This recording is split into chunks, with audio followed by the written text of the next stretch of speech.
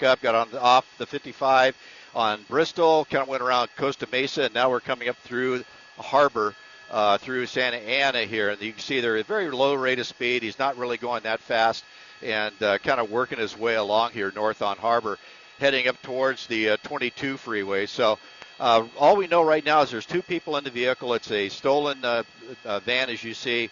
And right now he was at pretty high rates of speed on the freeway, but as we're watching, all he's doing is keeping slow rates of speed and trying not to get trapped in behind vehicles. And that's a normal thing we see people in pursuits do, is they just don't want to get stuck in traffic, but pulling through on their right lane through on the green and continuing north here through north here on Harbor Boulevard.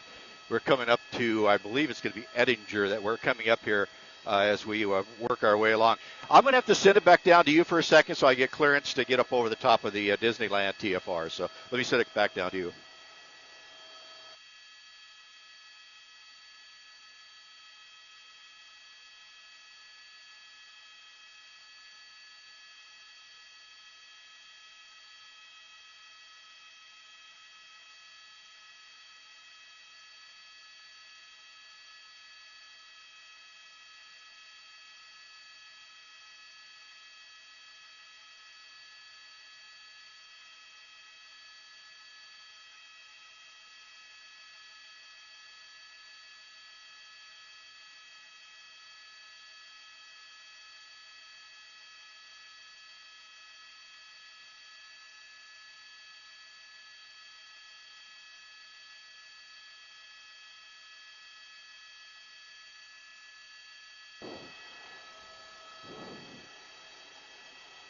Firing back.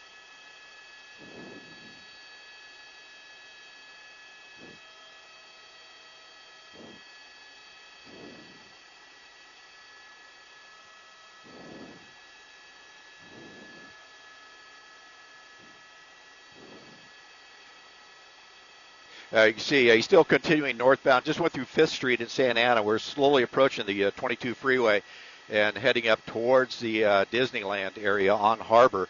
And once he gets in this area, we need to climb way up to get over the clearance for Disneyland. So right now, CHP is still on this. Like I said, he has really not been doing a lot of crazy driving, just kind of cruising along after he got off the freeway there on Bristol and finally picked up here on North Harbor. He's been staying pretty slow and just kind of following traffic and not trying to get pinned in.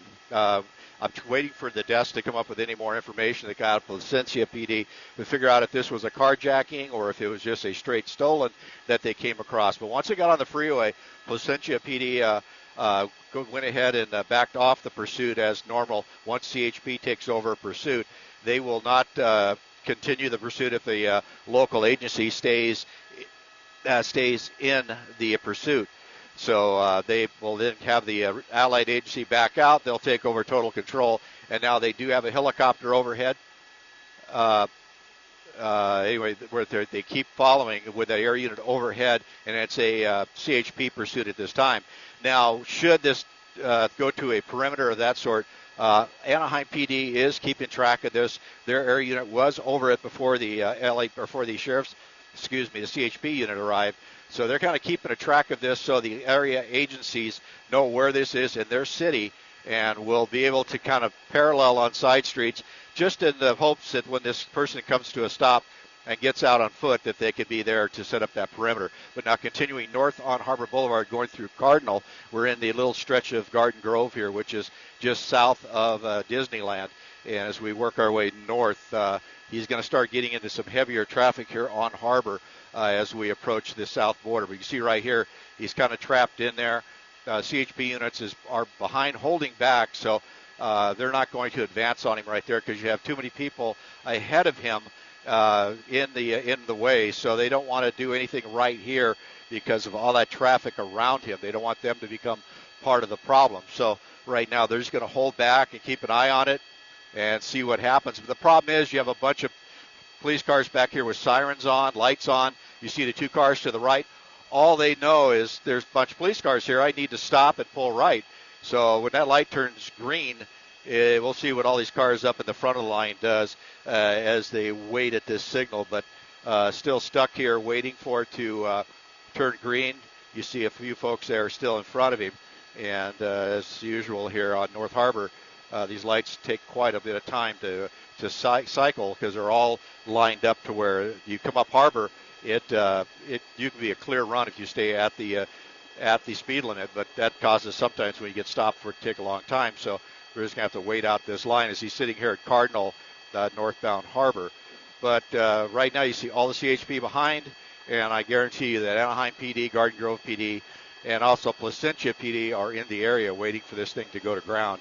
But right now we're just waiting to see what happens, and hopefully we can get more information. Now the traffic's starting to move as we move ahead here, coming north on Harbor, and the traffic in front is cleared, and in the units are following in behind. So that's the 22 freeway he's going under right there, continuing north on Harbor. So see if he jumps on the freeway, and it looks like he's, nope, maybe, nope, and he's passed. So right now it looks like we're continuing north here. This will take us all up into the Anaheim area. I'll start to go for that right or left-hand turn pocket.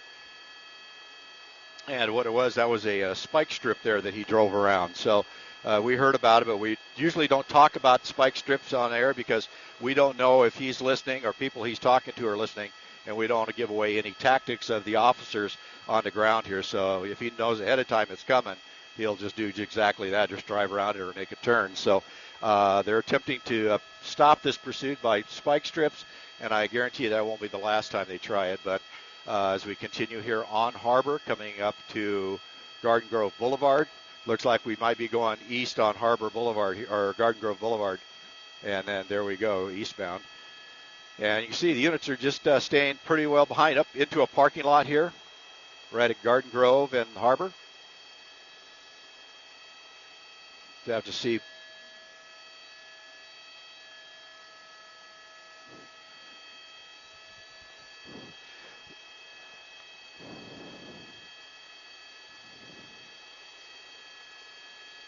Yeah, we heard that too, but they were still talking about a second passenger. So if you were able to look in there in the passenger seat, not see anybody, you have better monitors than we do.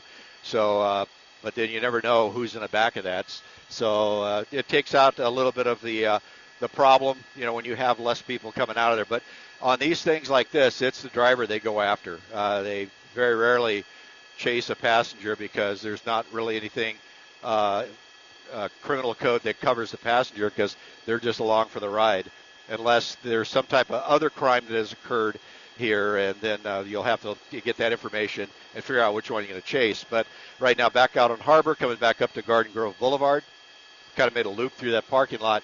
And, the information is developed through the whole pursuit. Now going through Harbor Boulevard, continuing north here, or through Garden Grove, continuing north on Harbor Boulevard here as we work our way around and continuing here. But during this whole pursuit, they're trying to get information on what's in that van. If it's a straight stolen van, they want to know what the owner had in there. Did the owner, have a lot of tools of that sort, and possibly any weapons, because they don't want to get on this thing blind. They want to have as much information as they can on this vehicle to see what is going on in there. So if it's just a work truck with work tools, they can kind of sit back on that. So, but if they can get information that there's a weapon, then that helps them out quite a bit. On a stolen vehicle, you don't have the luxury of getting a registered owner location where this thing might go to be able to get a hold of who the registered owner is, get a hold of the family. But right now they're just continuing on here. Just came off of Spruce, working their way here through a neighborhood. This is going to keep into this neighborhood here as he bends around in the Garden Grove area. You see CHP is right behind him. And now that he's in the neighborhood, luckily he's going slow. We don't have the problem with him blasting through intersections and having kids and families out on the street here in this neighborhood and racing through here. But looks like he's keeping it pretty tamed as he works along. Comes up on this right-hand turn on Lux as we work our way through here back eastbound. So just a matter of following. And what's a good thing, though, once he gets in neighborhoods like this, it makes the spike strips work much better because he has less room to maneuver around them. So we'll have to see. Continuing on here through Chaparral.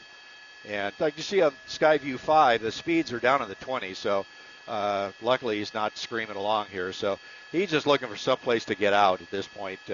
Just trying to figure out his next move. But the problem with this is you got helicopters over you and 6 police cars following you. Your next move is going to be going to jail. So it's best just stop, give up, driver door open, vehicle you forgot to put in the park, vehicle rolling away, and somebody's gonna get a little insurance claim here in a second.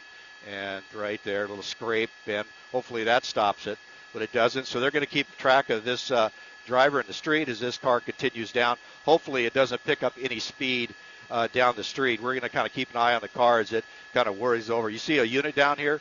That unit, I bet you, well, there it goes over a tree into a fence. So that luckily came to a stop safely.